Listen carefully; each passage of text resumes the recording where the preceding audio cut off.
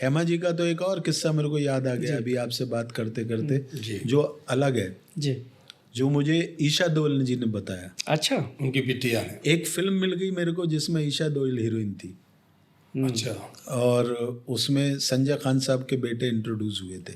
मोहब्बत है मिर्ची। हाँ, वो उसी का गाना है जी वो। जी जी। तो उसमें एक गाना ऐसा था जिसमें हीरोइन को डायलॉग बोलना था और वो ईशा दोयल थी। तो हमने ईशा को, मैंने कहा बेटा ऐसे नहीं बोलते, ऐसे बोलते हैं, ऐसे बोलते हैं। तो हमने उनको प्रैक्टिस कराई। हिमेश जी का म्यूजिक था उसमें।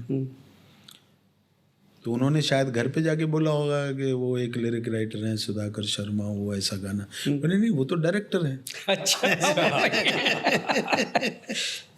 बोले नहीं नहीं नहीं नहीं नहीं, वो लिरिक राइटर है। तो वो कह रही अच्छा हो सकता है पर वो डायरेक्टर है। तो ईशा जी ने मुझे नेक्स्ट डे बोला अंकल आप डायरेक्टर भी थे। मैंने कहा आपकी मम्मी को भी डायरेक्ट किया हमने। क्या आपको ये समझाया, मम्मी को डायरेक्ट किया।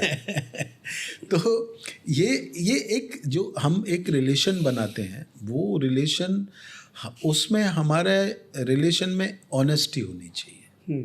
कैसे भी करके आप किसी गोल को अचीव तो करो जी, वाह, वो ठीक है, लेकिन उसमें ऑनेस्टी जरूर होनी चाहिए ताकि लोगों को ये लगे कि नहीं यार, कि अगर ये बेचारा यहाँ तक ऐसा करके आया है, इसका एम ये था।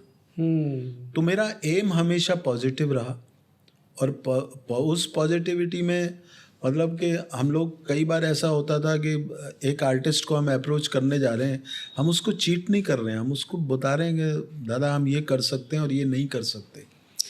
सर आपके हर किस्से कुछ ना कुछ सिखाते हैं, आपका इतना बड़ा अनुभव है। और जो मैं अभी समझा हेमा जी वाली फिल्म से कि आदमी को ना करने का हक सामने वाले का होना पे दे दो। आप कोशिश तो करिए, उसे बोलने दीजिए ना। कितनी बढ़िया सीख है ये, अच्छी लाइन है, अच्छा मैसेज है आपकी तरफ से। मैं आपको बताऊं, ये मैंने जिंदगी में क्यों अपनाया। जी, आप कभी मंदिर जाते होंगे? हाँ बिल्कुल। नहीं भी जाते हो तो घर में पूजा करते होंगे। कई लोग क्या बोलते हैं, अगर आज मेरा ये काम हो गया तो मैं ये काम करूँगा। वो काम आपका कभी नहीं होगा।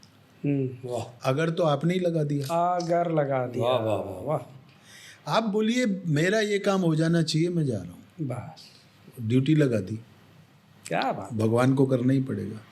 मैं ऐसे ही ड्यूटी भगवानों की, अपने उस्तादों की, अपने बुजुर्गों की लगा देता हूँ, वही कर देते हैं, मैं कुछ नहीं करता। क्या बात। इसलिए आपके सक्सेस का राज यही है कि आपने पॉजिटिविटी के साथ आप दूसरे पे छोड़ दे। आप, जब मैं कह रहा हूँ कि मैं जब गाना लिखने बैठता हूँ, मैं अपने उस्ताद को कहता हूँ गुरुजी मेहर करना, माँ सरस्वती को याद कर रहा हूँ कुछ बुद्धि देना, और उसके बाद मैं शुरू हो जाता हूँ। अभी मैं एक वो करना चाहता था, हनुमान बाहुक। और जब मैंने ये हनुमान बाहुक किया तब किसी ने रिकॉर्ड नहीं किया था, इतना सब डिजिटल प्लेटफॉर्म थे नहीं। और मैं नितिन मुकेश जी से उनको कराना चाहता था। मैं नितिन भाई से मिला, नितिन जी ने भी मेरी ज़िंदगी पे इतने एहसान है कि मैं उतार तो क्या किसी के सकूँगा, लेकिन मैंने कभी भी वो तो सोचा ही नहीं कि होगा कि नहीं होगा। क्यों नहीं होगा? मैं कहा नितिन जी मैं ये करना चाहता हूँ। मैं उनको भैया बोलता हूँ, भैया मुझे ये करना है। अरे यार ये तो बहुत अच्छी बात है, तो लेकिन यार इसमें तो समय बहुत लगेगा। हमने कहा समय भी लगेगा और सब कुछ लगेगा, और ये आपको ही करना है। तो देखिए मैंने जब उनको बोल दिया कि आपको ही करना है, तो उन्होंने कहा ठीक है। तो मैंने वो रिकॉर्डिंग रखी। नितिन भाई घर से निकलते थे और दादर गणेश जी के मंदिर जाते थे। गणपति जी को नमस्कार करके वहाँ से लड्डू लाते थे, हमको भी खिलाते थे, और फिर वो गाते थे। और मेरा वो असंभव काम नितिन जी ने खुद ही कर लिया। फिर एक दिन बोले यार इसकी डिक्शन पे जो है ना ज़रा ध्यान देना। वो मैंने जितना दे सकता था दिया, लेकिन वो एक एक श्लोक को सुनते थे, उसका ऐब निकालते थे। मेरा वो असंभव काम हो गया। तो ऐसा जब आप ठान लेते हैं तो हर काम होता है। मैं जब भी किसी ऐसे काम पे अटका तो आप पॉजिटिविटी के साथ जाइए, सब काम हो जाएगा। ऐसा हो ही नहीं सकता कि कोई काम आपका ना हो। सही बात। ऐसी एक घटना मैं आपको बताता हूँ कि मेरे को एक भोजपुरी पिक्चर मिली गाने लिखने के लिए। तो राजेश भाई, मैं जाता था प्रोड्यूसर के ऑफिस में, और वहाँ पे भोजपुरी जितने राइटर हैं वो बेचारे वो भी, तो उनका एक ही कहना था, सुधाकर तो भोजपुरी का है नहीं, वो कैसे गाने लिखेगा। अब वो कंफ्यूज थे प्रोड्यूसर साहब कि सुधाकर का नाम है और ये कह रहे हैं कि इनको भोजपुरी आती नहीं है, तो ये भी सही है और ये भी सही है। तो हमको वो लटका रहे थे। तो हमने एक दिन उनको बोला, मैंने कहा देखिए साहब, गाने तो नो डाउट मुझसे बेहतर कोई भी भोजपुरी लैंग्वेज को जो ज़्यादा जानेगा मुझसे अच्छे ही लिखेगा, लेकिन म्यूज़िक को बिकवाएगा सिर्फ सुधाकर शर्मा, बाकी कोई नहीं बिकवाएगा। तो आपको सिर्फ गाने लिखवा के रिकॉर्ड करने हैं या बेचने भी हैं, तो आप फैसला कर लो कि आप बिकवाओगे। मैंने बिल्कुल बिकवाऊंगा। उन्होंने मुझे ले लिया, और गुरुजी का म्यूज़िक था सात बंगले वालों का, मास्टर संतराम मास्टर जी, उनका मैंने म्यूज़िक लिया। उनका भी कोई नाम नहीं था। बाकी मेरे सिंगर उदित जी थे, ये सब बड़े बड़े सिंगर मैंने लिए। अब बात आई बिकने की,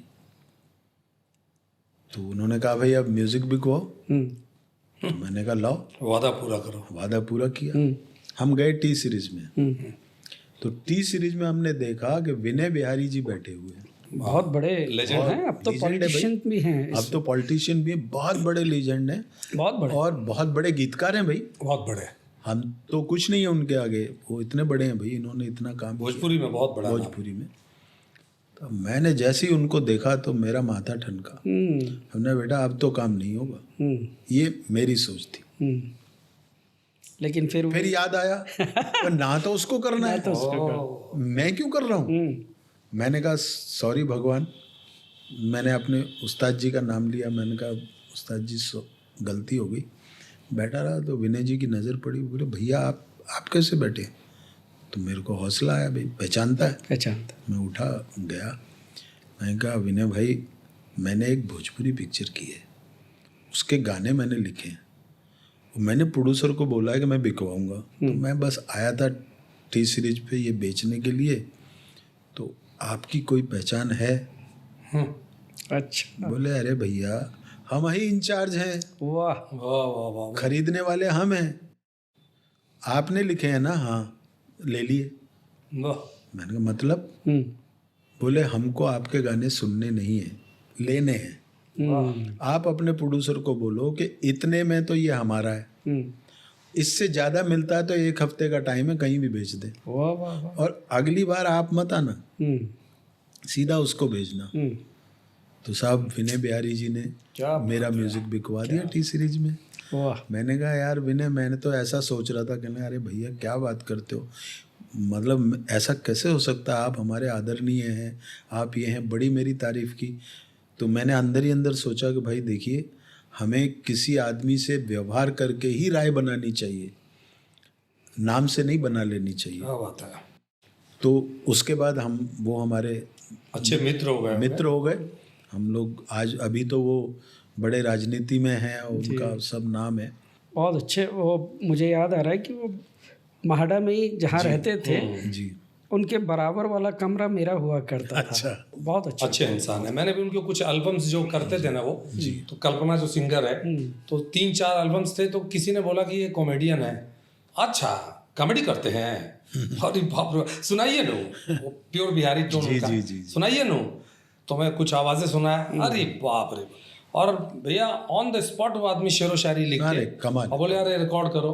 तो होली के एल्बम्स थे, इतना बिका वो, तो बहुत साल वो इनले कार्ड में लेके घूमा करता था कि ये देखो इस पे मेरा नाम है, क्योंकि कल्पना बहुत बड़ी स्टार थी। तो उस दौरान उनसे मुलाकात थी, बहुत अच्छे इंसान थे। और आपके साथ जो हुआ ये बार बार वही आ रहा भैया, ये आपका जादू है।